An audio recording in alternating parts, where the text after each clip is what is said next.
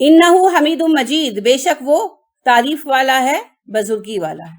حمید حمد کا جو ہے ایک شکل ہے، حمد سے حامد بنتا ہے اور محمود بنتا ہے، تعریف کیا گیا، اور حمید جو ہے اس کا مبالغہ ہے محمود کا، اور مجید جو ہے یہ بھی مبالغہ ہے، مجد ہوتا ہے بزرگی، تو مجید مبالغہ ہے جس کی بزرگی بہت زیادہ بیان کی جائے۔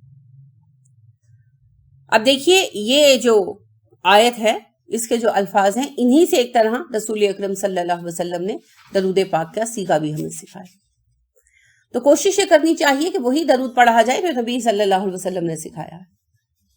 اس کا سبب کیا ہے؟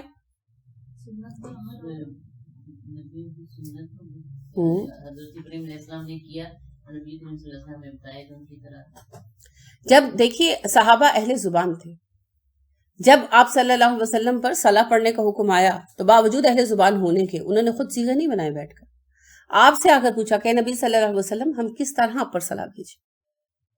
اس میں دو وجوہات تھی، ایک حکم کو صحیح معنوں میں سمجھنا، یہ نبی کا کام ہوتا ہے، صلاح کے تو کئی طرح کے معنی ہیں۔ دوسری بات یہ ہے کہ جو آپ کی زبان سے نکلا وہ اتھینٹک ہو گیا، پریسکرائبڈ ہو گیا، جیسے ٹیکسٹ بک، بورڈ کی کتاب ٹیکسٹ بک کی ہی کتاب ہے، وہ بورڈ کی طرف سے سرٹیفائیڈ ہے، تو جو آپ کی زبان سے نکلا وہ سرٹیفائیڈ ہو گیا، اور جو ہم نے بنایا شاید صحیح بنایا شاید غلط بنایا، کیونکہ ہماری آپ صلی اللہ علیہ وسلم سے جو محبت ہے وہ غیر معمولی ہے، تو محبت میں غلط کرنا بھی غلط ہے اور اس میں کمی کرنا بھی غلط ہے، تو دونوں طرف سے مسئلہ ہو سکتا ہے۔ اور پھر میں کتنی ہی محبت سے کوئی درود کا صیغہ بناؤں، میرے بنائے لفظوں کو آپ صلی اللہ علیہ وسلم کے سکھائے الفاظ پر فوقیت نہیں ہو سکتی، کہ ہو سکتی نہیں ہو سکتی۔ کلام الملوکی ملوک الکلام، بادشاہوں کا کلام کلاموں کا بادشاہ ہوتا ہے، تو نبی کا کلام سب کے کلام سے افضل ہے سوائے اللہ کے، اللہ کا کلام ان سے افضل ہے۔ اب جب آپ صلی اللہ علیہ وسلم کے سکھائے ہوئے صیغے ہمارے سامنے موجود ہیں تو ہم کسی اور کا بتایا ہوا صیغہ پڑھتے رہتے ہیں، تو اس کا مطلب ہے کہ ہم آپ کی بات پر اس شخص کی بات کو پریفر کرتے ہیں، ہم آپ کی زبان سے اس کی زبان کو بابرکت مانتے ہیں، ورنہ ہم ایسا نہ کریں۔ تو پھر یہ خود سوچئے جسارت ہے کہ نہیں؟ جب تک مجھے براہ راست احادیث کی کتابیں پڑھنے کا موقع نہیں ملا تب تک میں بھی بہت سارے درود پڑھتی تھی، درود تاج تو بہت پڑھا ہے میں نے، اب تو مجھے بھول گیا الحمدللہ، پہلے بہت پڑھا تھا، بہت پڑھا ہے میں نے، لیکن جب مجھے یہ بات سمجھ آئی تو آپ یقین کریں یہ اللہ کی طرف سے مجھ پر فضل ہے، اور مجھے جن چیزوں کی خوشی ہوتی ہے ان میں سے ایک ہے، مجھے اس کے بعد آج تک یعنی رغبت ہی نہیں ہوئی، میری زبان نے گوارا نہیں کیا کہ میں نبی صلی اللہ علیہ وسلم کے بتائے ہوئے صیغوں کے سوا کسی صیغے کو زبان سے ادا کروں، الحمدللہ۔ اب رہی جہاں تک یہ بات کہ درود ابراہیمی طویل ہے، اور جو لوگ اپنی عادت کے لیے رکھنا چاہتے ہیں کہ ہم نے 100 دفعہ پڑھنا ہے یا زیادہ پڑھنا ہے، تو احادیث کے وہ صیغے بھی ہیں جو مختصر ہیں، صحیح احادیث سے ثابت، ٹھیک ہے، تقریباً 45 یا 47 صیغے ہیں جو مختلف اوقات میں آپ صلی اللہ علیہ وسلم نے سکھائے۔ نماز میں آپ صلی اللہ علیہ وسلم درود ابراہیمی ہی پڑھاتے تھے، اس طرح نماز سٹینڈرڈ ہو جاتی ہے نا، یہ نہیں کہ کوئی سلام پھیرنے کے لیے جلدی فارغ ہو گیا اور کوئی دیر سے ہوا، اس لیے آپ صلی اللہ علیہ وسلم نماز میں تو درود ابراہیمی ہی کا حکم دیا آپ نے، اور درود ابراہیمی ہی ہمیشہ پڑھا گیا۔ لیکن ویسے آپ صلی اللہ علیہ وسلم نے مختلف اوقات میں مختلف صیغے سکھائے ہیں، جن میں سے زیادہ تر تو درود ابراہیمی ہی کی تھوڑی تھوڑی 1-2 لفظوں کے فرق کے ساتھ کی شکلیں ہیں، لیکن کچھ چھوٹے درود بھی ہیں، ٹھیک، تو آپ ان میں سے کوئی صیغہ چن سکتے ہیں اپنے لیے، لیکن وہی پڑھیں جو رسول اکرم صلی اللہ علیہ وسلم نے ادا کیا۔ ریزن ہے نا، وہ تو یقینی بات ہے کہ اللہ کے ہاں مقبول ہے۔ اب جس نے کوئی صیغہ بنایا، آپ کو کیا پتا واقعی محبت سے بنایا، دکھاوے کو بنایا، صحیح بنایا، غلط بنایا، جو الفاظ شامل کیے وہ صحیح ہیں کہ غلط ہیں۔ اب اگر وہ اللہ کے ہاں مقبول نہیں ہے تو آپ جو روز اتنی محنت کر رہے ہیں وہ تو عقارت چلی جائے۔ تو دعائیں ہوں یا درود پاک ہو، ان کے وہی صیغے ادا کیا کریں جو قرآن و حدیث سے ثابت ہیں. ٹھیک ہے. اور اس کی مثال ہمارے سامنے صحابہ ہیں کہ انہوں نے کبھی آ کر یہ نہیں کہا کہ اچھا اللہ کے نبی صلی اللہ علیہ وسلم میں درود سناتا ہوں آپ سن کر پاس کر دیں. یہ بھی جسارت نہیں کی. آپ سے کیوں کہلوایا؟ طریقہ پوچھ لیتے آپ سے کیوں کہلوایا؟ آپ کی زبان سے نکلے، ایک تو سرٹیفائیڈ ہو جائے اور دوسرا وہ برکت آئے. جب بھی ہم ادا کرتے ہیں اللہم صلی علی محمد وعلی آل محمد کما صلیت علی ابراہیم وعلی آل ابراہیم انکا حمید مجید، آپ سمجھتے ہیں آپ وہ لفظ کہہ رہے ہیں جو نبی کریم صلی اللہ علیہ وسلم نے اپنی زبان سے کئی بار کئی سال ادا کیے ہیں. نماز میں کئی سال ادا کیے ہیں. ہم ایگزیکٹلی وہی لفظ کہتے ہیں. اور جب آپ سے پوچھا ہمارے اجداد نے یعنی صحابہ کرام رضی اللہ عنہم علیہم اجمعین نے کہ ہم کس طرح صلاح بھیجا کریں، تو آپ نے وصیت کی اس طرح بھیجو، تو ہم اس وصیت کو بھی پورا کرتے ہیں. تو دنیا کا کوئی کتنا حسین اور طویل صیغہ آپ لے آئے، اس کے الفاظ کتنے موتیوں جیسے ہوں، یہ برکتیں کہاں سے لائیں؟ یعنی آپ میری بات کو سمجھنے کی کوشش کریں اور محسوس کرنے کی کوشش کریں یہاں دل میں کہ ہم وہ لفظ ادا کرتے ہیں جو نبی صلی اللہ علیہ وسلم کی زبان مبارک سے ادا ہوئے اور کئی سال تک مسلسل ہوئے. اس کا بدلہ کون سا صیغہ آپ کو لا کر دے سکتا ہے؟ کوئی نہیں دے سکتا. اور اسی برکت کے لیے صحابہ آپ سے آ کر پوچھا کرتے تھے اور انہوں نے پوچھا کہ ہم درود کیسے پڑھیں، ورنہ صلاح بنانا ان کے لیے کیا مسئلہ تھا، ان کی زبان تھی. ہم دیکھتے ہیں ابو بکر آتے ہیں، اللہ کے نبی صلی اللہ علیہ وسلم مجھے کوئی دعا سکھا دیجیے جو میں نماز میں پڑھوں. کیوں؟ دعا نہیں آتی تھی، عرب تھے. آپ کی زبان سے کہلوانے کا مقصد تھا وہ برکت آئے جو آپ کی زبان ہی سے مشروط ہے، اور جب ادا کروں وہ لفظ ادا کروں جو آپ نے مجھے سکھائے. اگر یہ بات نہ ہوتی تو ابو بکر صدیق رضی اللہ عنہ تو شاعر تھے. اما عائشہ صدیقہ رضی اللہ تعالیٰ عنہ نے ایک دفعہ شاعری ایک اشعار سنائے اپنے اسٹوڈنٹس کو، تو وہ کہتے ہیں ہم حیران ہو گئے. ہم نے کہا کہ ٹھیک ہے اماں بڑی عالمہ ہے تو شاعری کہاں سے سیکھی؟ تو کہنے لگی اپنے باپ سے. میرے ابا بڑے پرگو شاعر تھے اور میں نے علم انساب نسب کا علم بھی اپنے والد سے سیکھا، اور میں نے اراف کا علم بھی اپنے والد سے سیکھا، شکل دیکھ کر پہچاننا، اور لکھنا بھی ان کے باپ نے سکھایا. تو ابو بکر رضی اللہ عنہ زبان پر قادر تھے. کیوں آ کے نبی صلی اللہ علیہ وسلم سے درخواست کر رہے ہیں مجھے کوئی دعا بتا دے جو میں نماز میں پڑھا کروں؟ خود بنا لیتے. لیکن وہ اثر کہاں سے آئے گا جو نبی کی زبان سے نکلی دعا سے آئے گا. وہ مانوس جانے پہچانے الفاظ جو اس دن جبرائیل نے لکھ لیے کہ یہ نبی نے دعا سکھا دی ہے، جب بھی وہ الفاظ پڑھے جائیں گے وہ کھل جا سمسم کی طرح اثر کریں گے نا، فوراً جو ہے کارکنان قدرت متوجہ ہوں گے یہ وہی الفاظ ہیں، یہ وہی ہیں جو محمد نے ادا کیے تھے صلی اللہ علیہ وسلم، سکھائے تھے. تو وہ کھل جا سمسم جب تک نہیں کریں گے سمسم تو نہیں کھلنی، اس سے اچھے الفاظ مل سکتے. تو یہ فرق جب تک نہیں نہ سمجھیں گے، کہاں نبی صلی اللہ علیہ وسلم کی ذات گرامی اور ان کے سکھائے ہوئے الفاظ، کہاں ہما شما کے الفاظ، نہیں وہ بات آ ہی نہیں سکتی. اور مجھے حیرت ہوتی ہے ویسے تبرک جس نبی صلی اللہ علیہ وسلم کا کوئی جبہ ہے، کوئی دستار ہے، پڑی ہے کسی مسجد میں کسی میوزیم میں، تو جا جا کر شیشوں کو ہاتھ لگا لگا کر چومتے ہیں، حالانکہ کنفرم نہیں ہے کہ یہ ان کا ہے یا نہیں ہے، ازیومڈ ہے، پھر بھی جا جا کر چومتے ہیں اور مانتے ہیں کہ اس میں برکت ہے. میں مانتی ہوں اگر وہ آپ سے متعلق ہے تو برکت بھی ہوگی.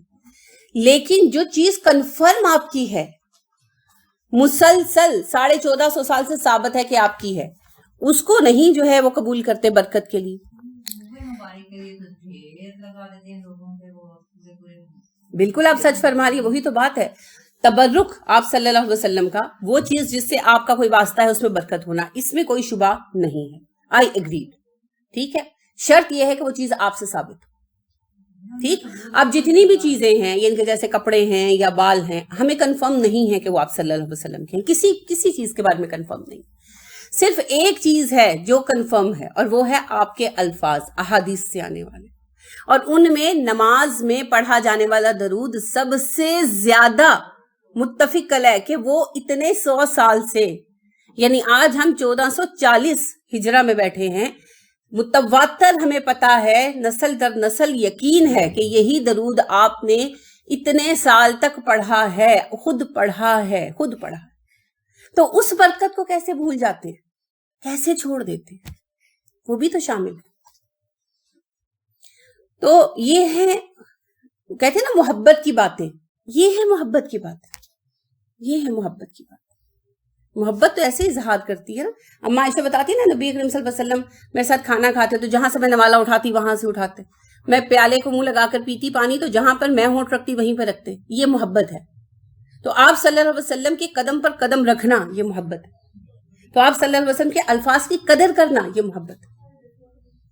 اگر ہمارے اندر یہ چیز نہیں ہے تو محبت میں بہت کمی۔ تو میں بالکل ایمانداری سے آپ کو بتا رہی ہوں کہ جب میں نے اس بات کو، محدثین کی اس چیز کو سمجھا، اور میں مدینہ میں تھی جب میں نے سمجھا، تو وہ دن اور آج کا دن الحمدللہ سوائے کنفرم جو نبی اکرم صلی اللہ علیہ وسلم کے بتائے ہوئے سیکھے ہیں اس کے سوا میں نے کبھی کوئی سیکھا نہیں پڑھا۔ ویسے نارملی تو میں درود ابراہیمی ہی پڑھتی ہوں، لیکن اس کے سوا جو ایک چھوٹا درود بھی میں پڑھتی ہوں تو وہ بھی حدیث سے متفق طور پر ثابت ہے۔ مجھے ہمت ہی نہیں ہوئی، یعنی مجھے لگا کہ میری گویا کہ میں معاذ اللہ آپ صلی اللہ علیہ وسلم کی ساتھ ایک بے وفائی کروں گی اگر میں کسی اور کا دیا ہوا سیگا پڑھتی ہوں آپ کی بات کو چھوڑ کر۔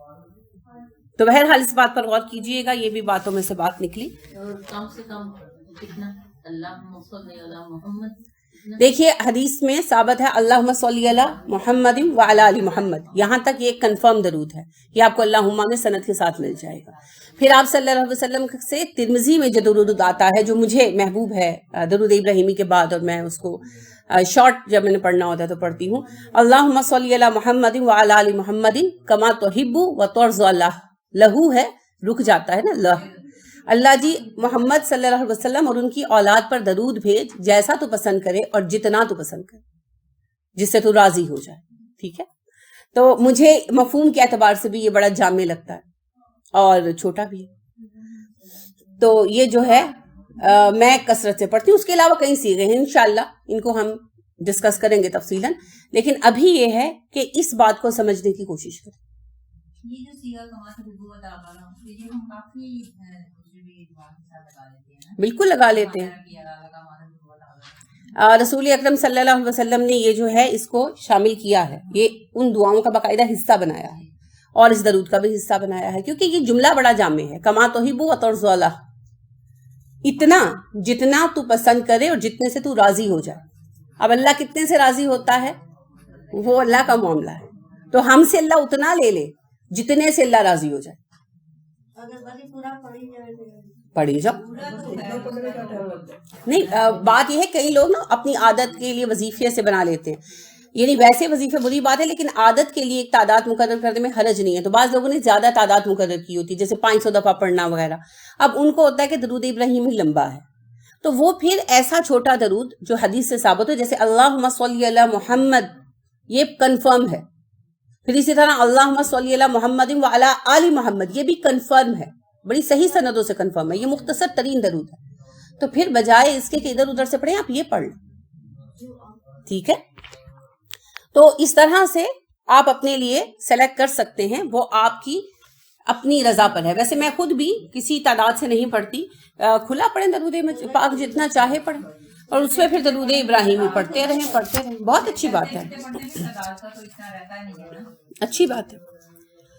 بہرحال جس کسی نے عادت بنائی ہو اور اسی عادت کو پورا کرنے کی بہت پریشانی ہو تو وہ پھر اپنے لیے اس طرح چھوٹا درود سلیکٹ کر سکتے ہیں۔ فلما، تو جب ذہبا وہ چلا گیا، ان ابراہیم، ابراہیم سے، الروع خوف، رے واو عین، رو کون سا خوف ہوتا ہے؟ کسی کی خشیت کی وجہ سے دل میں گھبراہٹ پیدا ہونا، کہ کوئی ایسا عظیم سامنے ہے جس کو میں ہینڈل نہیں کر سکتا، ان کے جس کا مجھ پر بہت حق ہے، جس کے سامنے میں مجبور محض ہوں، تو کسی کی جلال، کسی کی شان کو محسوس کر کے دل کا بے قرار ہونا، جیسے ابراہیم علیہ السلام کو لگا نا کہ شاید ہم پر کوئی سختی آنے والی ہے، تو اللہ کے عذاب کو تو نہیں میں ٹال سکتا کسی پر سے، اس بات کو فیل کر کے جو دل کی کیفیت ہوئی وہ رو ہے، ٹھیک ہے۔ وجاءتہ اور آ گئی اس کے پاس البشرا خوشخبری، جب ابراہیم کے دل سے تردد کی وہ کیفیت چلی گئی اور ان کو خوشخبری مل گئی، یعنی وہ بالکل پرسکون ہو گئے۔ پہلے تو یہ خوشخبری ملی کہ ان پر عذاب نہیں آ رہا، ان کی قوم پر نہیں آ رہا، نبی پر تو کبھی بھی نہیں آتا، ان پر آنا بمانے کہ ان کی قوم پر ان کے علاقے میں عذاب نہیں آ رہا۔ اس کے بعد دوسری خوشخبری یہ ملی کہ آپ کو تو ہم صرف یہ بتانے کے لیے رکے ہیں، جا تو ہم رہے ہیں لوط کے پاس، آپ کے پاس تو ہم بس رکے ہیں یہ بتانے کے لیے کہ اب اللہ آپ کو ایک اور بیٹا عنایت کریں گے جن کا نام اسحاق ہوگا، اور اسحاق کے بیٹے آگے ہوں گے یعقوب، وہ بھی نبی ہوں گے۔ ان دو باتوں کی خوشخبری دینے کے لیے ہم آپ کو آئے ہیں۔ اب آپ دیکھیے اماں ہاجر کو اسماعیل جیسے بیٹے ملے، اور اماں سارہ کو اتنے صبر کا کیا نتیجہ ملا؟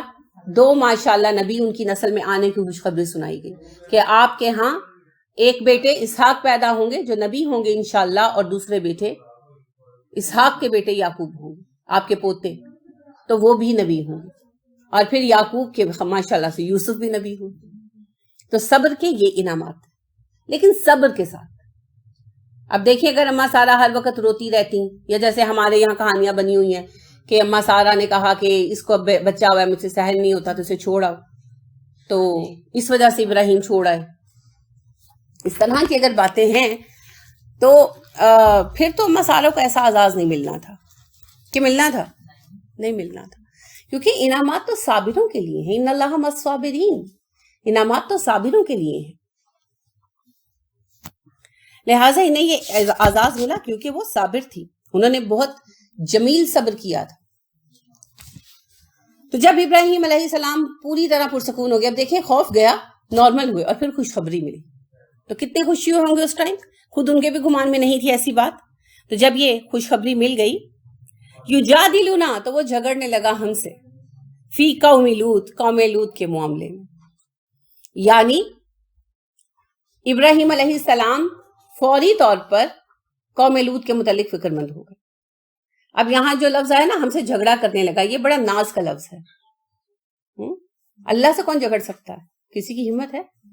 نہیں، یہ ناز کا، محبت کا لفظ ہے، اظہار ناز کے لیے جو ہے یہ لفظ استعمال ہو رہا ہے کہ ابراہیم اب اللہ سے الہا کرنے لگے، زاریاں کرنے لگے، اور اللہ رب کریم نے آراف میں ان کی صفت بیان فرمائی ابراہیم علیہ السلام کی، اواہ منیب۔ اصل بات یہ ہے کہ ابراہیم بڑے ہی رونے والے، بڑے ہی پلٹنے والے تھے، کہ اس وجہ سے بہت زاری کر رہے تھے کہ انہیں بہت زیادہ فکر تھی انسانوں کی، اور وہ تڑپ رہے تھے کہ تھوڑی مہلت اور دے دیں اللہ جی، تھوڑی مہلت اور دے دیں، کیا پتہ بدل جائیں۔ اب اللہ کہتے ہیں نہیں ابراہیم انہوں نے نہیں بدلنا، ابراہیم کہتے ہیں نہیں اللہ جی تھوڑا سا ٹائم دے دیں، کیا پتہ بدل جائے۔ اب یہاں رک کر کچھ باتیں غور کریں، وہ قوم جس کے لیے فیصلہ آ گیا ہے، ابراہیم اس کے لیے بھی تڑپ رہے ہیں، اور ہم اپنے سگے بچوں کے لیے کہتے ہیں اے نانو نہیں ہدایت ملنی، لکھا ہوا ہے آپ کے پاس، how do you know, how do you know. اگر وہ پلٹیں گے تو ہم سے زیادہ نیک ہوں گے، اس لیے کہ وہ دلیل کے ساتھ پلٹیں گے، ہم تو اندھا دھند فالو کرنے والوں میں سے رہے ہیں، لہٰذا ان کے لیے دعا کریں، آخر وقت تک دعا سے مت ہاریں، کیا پتا ہماری دعا کام کر جائے، کیا پتا اللہ کریم ہدایت دے دے، who knows۔ اور ابراہیم علیہ السلام کو آپ دیکھیں جو یعنی مسلمانوں کا مرکز ہیں عقیدت کا، کہ نبی صلی اللہ علیہ وسلم ابراہیم علیہ السلام کی مثل تھے، اور ہم ابراہیم علیہ السلام کی ملت پر ہیں، آج بھی دین ابراہیمی پر ہے نا ہم آج بھی۔ تو آپ ابراہیم علیہ السلام جو ہیں وہ اس قوم کے لیے جس کی برائی اپنی آخری حدوں کو پہنچ چکی ہے، اس کے لیے بھی تڑپ رہے ہیں کہ اللہ جی تھوڑا سا ٹائم دے دے، کیا پتا یہ لوگ بدل جائیں۔ اور ہم پتہ کیا کہتے ہیں، اللہ جی کافروں کو ستیہ ناش کر دے، مسجدوں میں بیٹھ کر دعائیں ہو رہی ہوتی ہیں، اللہ جی کافروں کا ملیا میٹ کر دے۔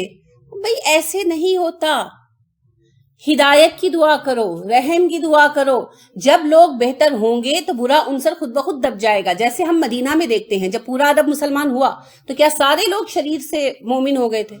نہیں، کچھ شرپسند بھی تھے، مگر وہ شرپسند کیا کر سکے؟ کچھ بھی نہیں کر سکے نا، کر ہی نہیں سکتے۔ لہٰذا جو آپ خیر پھیلائیں گے اس خیر کے آنے کے سبب سے انشاءاللہ العزیز پھر شر کا زور ٹوٹ جائے، یہی اللہ کریم کا دستور۔ تو خیر مانگنی چاہیے اور افراد کی محبت میں تڑپنا چاہیے۔ یعنی ابراہیم علیہ السلام اس قوم کے لیے تڑپ رہے تھے جس قوم کے راستوں سے کافروں نے گزرنا چھوڑ دیا تھا، یہ ہے خیر خواہی، الدین نصیحہ۔ ہم اپنے ہمسائے کے لیے نہیں تڑپتے، ہم کہتے دفع کرو تو ہے ہی انجدہ، اسی لیے تو پھر دل میں تڑپ نہیں ہے تو بات کنوے نہیں ہوتی۔ دل میں سوز ہونا چاہیے، دل میں تڑپ ہونی چاہیے۔ ایک اور اہم بات یہاں بتانا مقصود ہے، جو ابھی اگلی آیت کے ساتھ آپ دیکھیے، اللہ پھر فرما رہے ہیں ان ابراہیم لحلیم اواہ منیب، بے شک ابراہیم بڑے حلم والے، بہت آہیں بھرنے والے، بہت رجوع کرنے والے۔ تین صفتیں آئیں کہ ابراہیم علیہ السلام نے اس لیے دعائیں کی کہ اللہ ان کو اور مہلت دے دیں کہ ابراہیم کی طبیعت میں حلم بہت تھا۔ حلم کیا ہوتا ہے؟ اگلے کی گستاخی کے مد مقابل قوت رکھتے ہوئے تحمل اختیار کرنا، ٹھیک ہے؟ اگلا گستاخی کرتا ہے، ہمیں اختیار ہے، ہم اسے یعنی کڑی سے کڑی سزا دے سکتے ہیں، ہم مالک مختار ہوتے ہوئے صبر کرتے ہیں۔ اس چیز کو، اس تحمل کو حلم کہتے ہیں، جو ہمیں نبی کریم صلی اللہ علیہ وسلم میں انتہا درجے کا دکھائی دیتا ہے۔ تو ابراہیم علیہ السلام بھی ایسے ہی تھے۔ تو ابراہیم علیہ السلام نے بجائے اس کے، آپ دیکھیے انبیاء کی مختلف صفتیں ہیں نا، جیسے نوح علیہ السلام نے کہا جب تم پر عذاب آئے گا تب ہم بھی تمہارا مذاق اڑائیں گے۔ موسیٰ علیہ السلام نے دعا کی ان کے لیے، اپنی قوم کے لیے کہ اللہ اب ان لوگوں کو مرتے وقت تک ایمان کی توفیق مت دینا، کی نا، یہ جلال کا مظہر ہے۔ اسی طرح نوح علیہ السلام کی دعا آتی ہے کہ انہوں نے کہا اللہ ان لوگوں پر عذاب بھیجو، ایک کافر کا گھر باقی مت چھوڑنا، کہ وہ اپنی قوم سے انہوں نے دیکھ لیا تھا اسلام اب فردر قبول نہیں کر رہے، تو انہوں نے اللہ سے ان کے ہٹائے جانے کی اور اپنی مومن امت کی جو ہے آسانی کی دعا کی، اور اس میں بھی جلال کا رنگ نمایاں ہے۔ اب ایک ابراہیم ہے، ان کے ہاں جلال کی بجائے جمال اور محبت کا رنگ زیادہ نمایاں ہے، لہٰذا وہ جانتے ہیں کہ یہ لوگ سرکش ہے۔ لوط علیہ السلام مستقل تو رابطے میں تھے، لوط علیہ السلام وہاں کیا کچھ سہ رہے تھے ابراہیم بخوبی جانتے تھے، لہٰذا اس ساری سرکشی کے باوجود ابراہیم کہہ دیں تھوڑا ٹائم دے دیں، شاید یہ لوگ صبر جائیں، شاید یہ لوگ بدل جائیں، اللہ ان کو ہدایت کی توفیق دے دے۔ اب ان کے لیے تڑپ رہے ہیں، یہ ہے حلم۔ حلم بڑی اعلیٰ صفت ہے، اور یہ بہت اولو العزمی کے ساتھ آتی ہے۔ تو نبی کریم صلی اللہ علیہ وسلم میں یہ صفت بڑی شدت سے پائی جاتی تھی۔ یعنی میں آپ کو بتاتی ہوں نا، اکثر ایک واقعہ سناتی ہوں کیونکہ وہ مجھے متاثر بہت کرتا ہے، کہ نبی کریم صلی اللہ علیہ وسلم حنین کے بعد بیٹھے تھے اور مال تقسیم کر رہے تھے، تو ایک دیہاتی آئے، اس نے آپ کی چادر زور سے کھینچی کہ انس کہتے ہیں گردن پر نشان پڑ گیا، ریش پڑ گیا، اور کہنے لگا مجھے بھی دے، نہ تیرا مال ہے محمد، نہ تیرے باپ کا مال ہے۔ آپ صلی اللہ علیہ وسلم نے اسے دیکھا اور مسکرایا، آپ نے کہا تم صحیح کہتے ہو، نہ میرا مال ہے نہ میرے باپ کا مال ہے، اور اس کو دیا۔ یہ ہے حلم۔ آپ اگر اشارہ بھی کرتے تو صحابہ چیتھڑے اڑا دیتے، کیونکہ اس وقت نہ صرف کہ آپ نبی تھے، آپ پورے عرب کے حاکم بن چکے تھے، واحد قوت رہ گئے تھے انسانوں میں آپ، جو عرب پر غالب تھے اس وقت، اور اس نے آپ کی بحیثیت نبی تو بدتمیزی کی ہی کی، بحیثیت شہنشاہ عرب بھی آپ کے ساتھ بدتمیزی کی، مگر آپ کا حلم یہ تھا کہ دینی قوت بھی تھی، دنیاوی برتری بھی تھی، فزیکلی بھی آپ اس پر غالب ہو سکتے تھے، مگر ہر برتری کے باوجود آپ نے اس کی بات کو برا ہی نہیں مانا، کیونکہ جو بات اس نے کہی دیٹ واز اے فیکٹ، مال تو غنیمت کا تھا، لہٰذا انہوں نے ایز اے فیکٹ لے کر آپ مسکرائے اور آپ نے کہا کہ ہاں نہ میرا مال ہے نہ میرے باپ کا مال ہے، تو اللہ کا مال ہے، اور اس کو دیا۔ یہ حلم کی انتہا ہے، اور ہم ابراہیم علیہ السلام میں بھی یہی صفت پاتے ہیں۔ تو آپ صلی اللہ علیہ وسلم اپنے جد امجد ابراہیم سے بہت اخلاق اور عادات میں ملتے جلتے تھے۔ تو ابراہیم علیہ السلام کی ایک صفت یہ آئی، دوسری آئی اواہن، بہت آہیں بھرنے والے۔ کیا مطلب؟ اللہ کو یاد کر کے اللہ کے حساب کو یاد کر کے، جہنم کو یاد کر کے بہت رونے والے۔ نبی صلی اللہ علیہ وسلم ایسے تھے۔ آپ صلی اللہ علیہ وسلم جب نماز پڑھنے کھڑے ہوتے تو اما عائشہ فرماتی ہیں ایسے روتے تھے ہانڈی گڑکنے کی آواز کی طرح، آپ کی ہچکیوں کی آوازیں آتی تھی۔ یعنی مطلب یہ کہ جب ہانڈی گڑکتی ہے نا مٹی کی، تو مسلسل گڑکتی جاتی ہے نا، بیچ میں رکتی نہیں ہے، اسٹیل کی طرح نہیں ہوتی کہ فوراً بیٹھ جائے۔ تو آپ جب روتے تھے تو اتنا یعنی آپ کی ہچکی بن جاتی تھی کہ فوراً چپ نہیں ہو پاتے تھے، کچھ وقت لگتا تھا قرار آنے۔ اور آپ صلی اللہ علیہ وسلم ایک دفعہ مسجد نبوی میں آئے تو آپ نے دیکھا کہ صحابہ کچھ گفتگو کر کے ہنس رہے ہیں۔ آپ صلی اللہ علیہ وسلم نے فرمایا اگر تم وہ جانتے جو میں جانتا ہوں تو تم ہنستے کم اور تم روتے زیادہ۔ تو آپ صلی اللہ علیہ وسلم بھی اواہ تھے۔ اواہ کیا ہے؟ رونا دھونا نہیں، شکوے شکایتیں نہیں کرنا، بلکہ دل کی ایسی نرمی، جب اللہ کا ذکر آئے، جب آخرت کا تذکرہ آئے تو آپ کی آنکھیں نم۔ ٹھیک ہے، اماں ابا کو یاد کر کے رونا نہیں اس میں آ رہا۔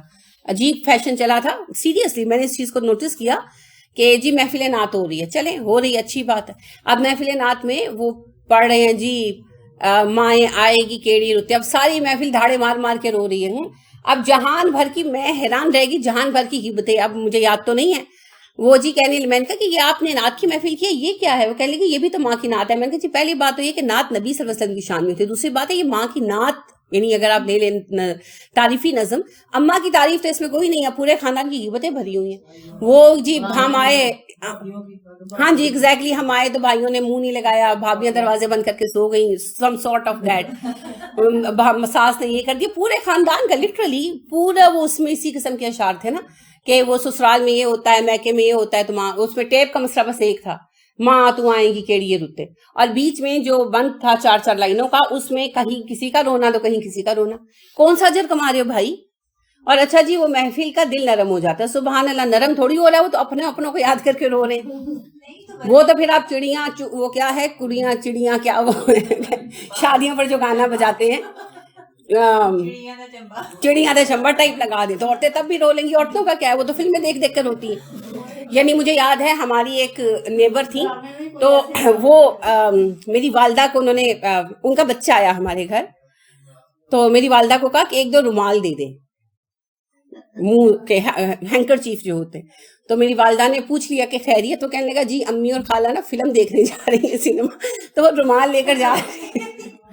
یعنی کہ وہ فلمیں ٹریجک ہوا کرتی تھی نا اس دور کی، تو وہ دیکھ دیکھ کر فلمیں خواتین روتی ہیں، تو لانا ہے تو پھر ٹریجک کوئی فلم لگا دو، بابل کا گھر ٹائپ کی. یعنی یہ کوئی لاجک ہے آپ لوگوں کی؟